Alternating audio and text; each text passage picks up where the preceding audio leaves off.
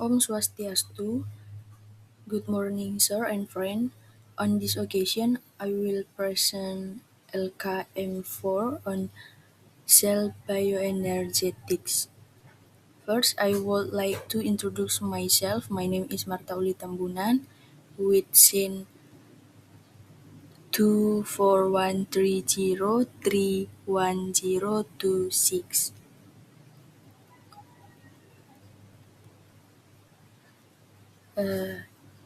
Next, explain the main function of the citric acid cycle, Krebs cycle, in energy metabolism and its relationship with acetyl CoA. The citric acid cycle functions as the central pathway of energy metabolism by oxidizing acetyl CoA into carbon dioxide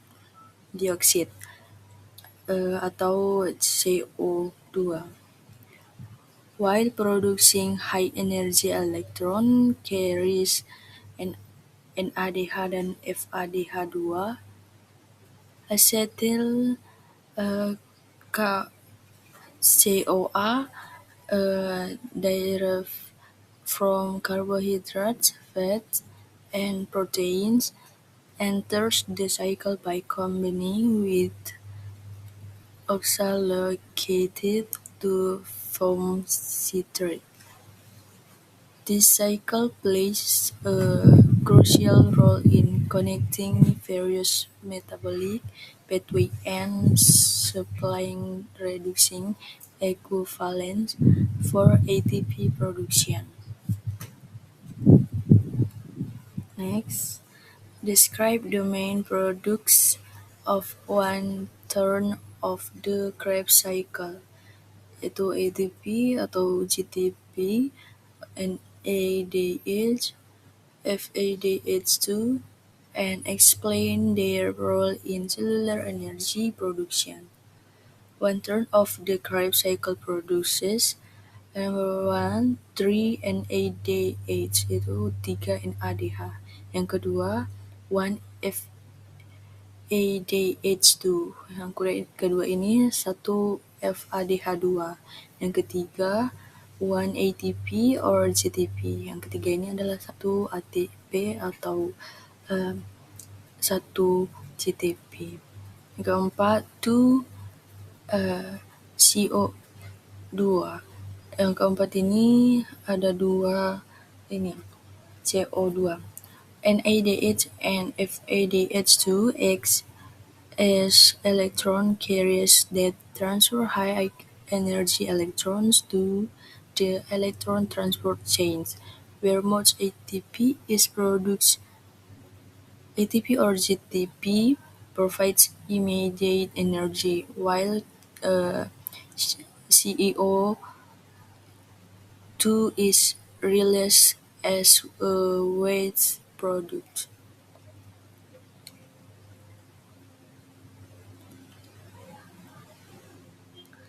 Next, based on the case, how can a disruption in the Krebs cycle lead to the decreased ATP production?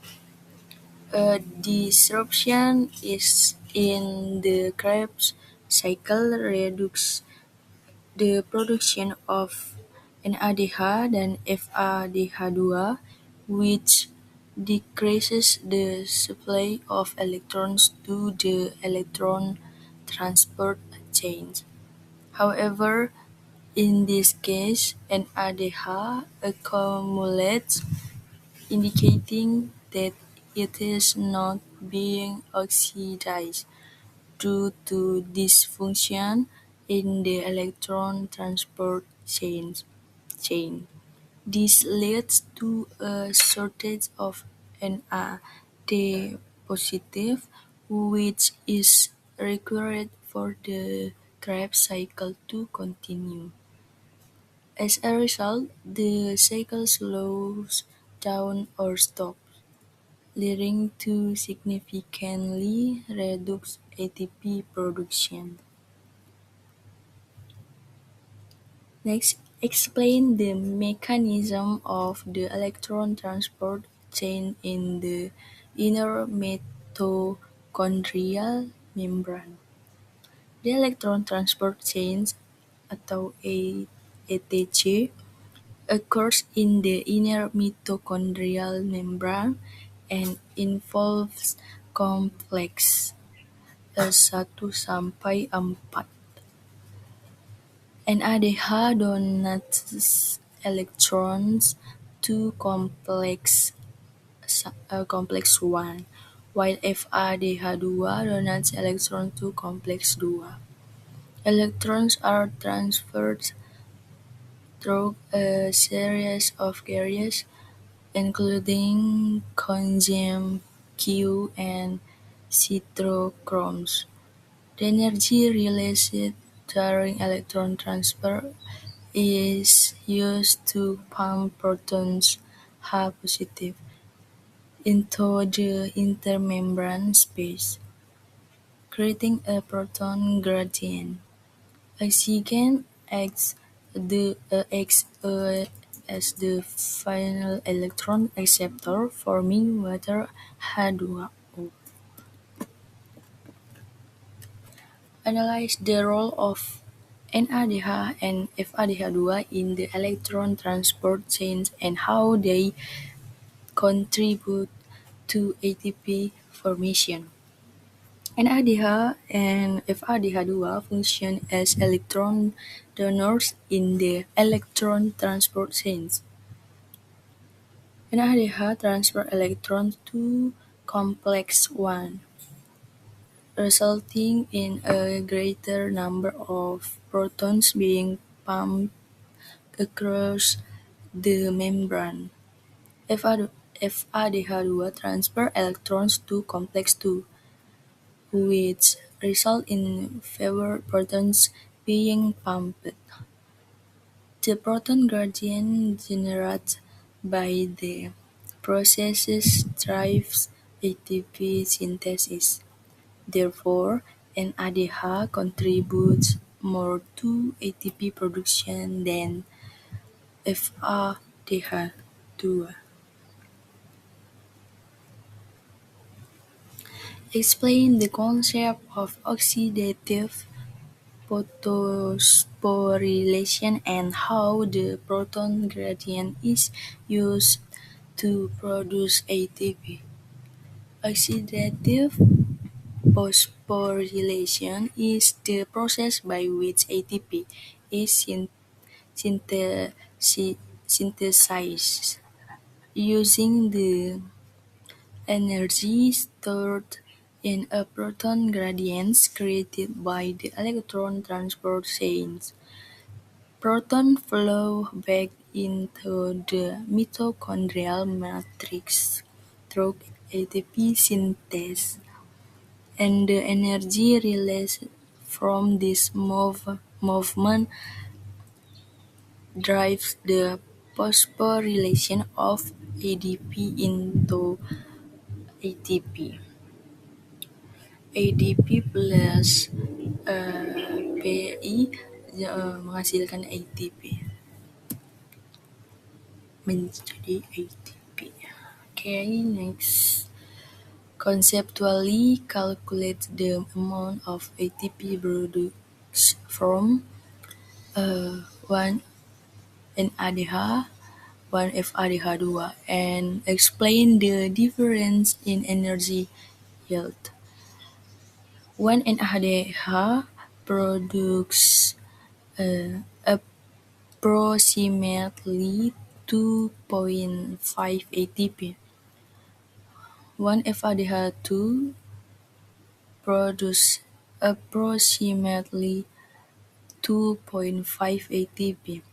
The difference occurs because NADH donates electrons at complex 1, which pumps more protons, whereas FADH2 donates electrons at complex 2, resulting in fewer protons being pumped and less ATP generated. Why can mitochondrial dysfunction cause fatigue and muscle weakness? Explain are responsible for most ATP production in cells. Dysfunction leads to decreased ATP production, resulting in insufficient energy for muscle contraction.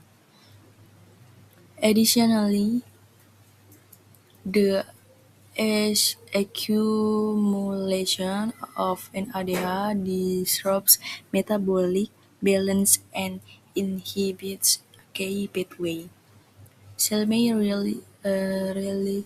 rely more on anaerobic metabolism, which is less efficient and leads to rapid fatigue and muscle weakness. Explain the factors that regulate the rate of the Krebs cycle and the electron transport chain. AH, ATP or ADP ratio, NADH or NADH plus ratio. The rate of the Krebs cycle and ATC is regulated by ATP or ADP ratio. High ATP inhibits while high ADP stimulates the cycle. NADH or NAD positive ratio. High NADH inhibits while high NAD positive activates. Yang ketiga, oxygen availability, yaitu required as the final electron acceptor. Yang keempat, kayak enzymes, yaitu such as isocitrate dehydrogenase and ketoglutarate dehydrogenase. These factors ensure energy production meets cellular demand.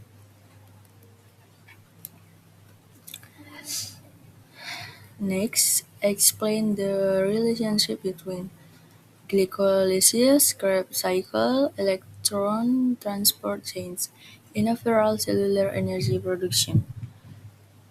Glycolysis breaks down glucose into pyruvate, producing small amounts of ATP and NADH.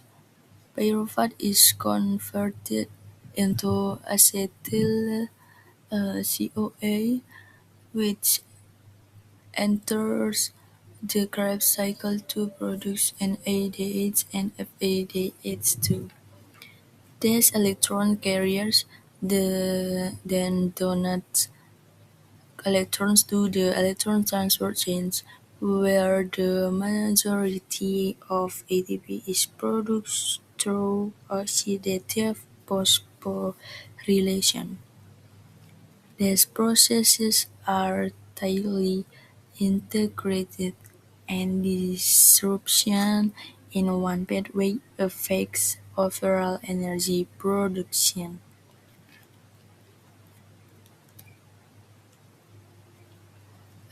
Thank you.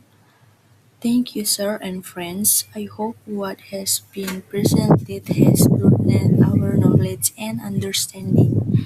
Apologize for any shortcomings. That's all. And thank you. Para Santi Om, Santi, Santi, Santi Om.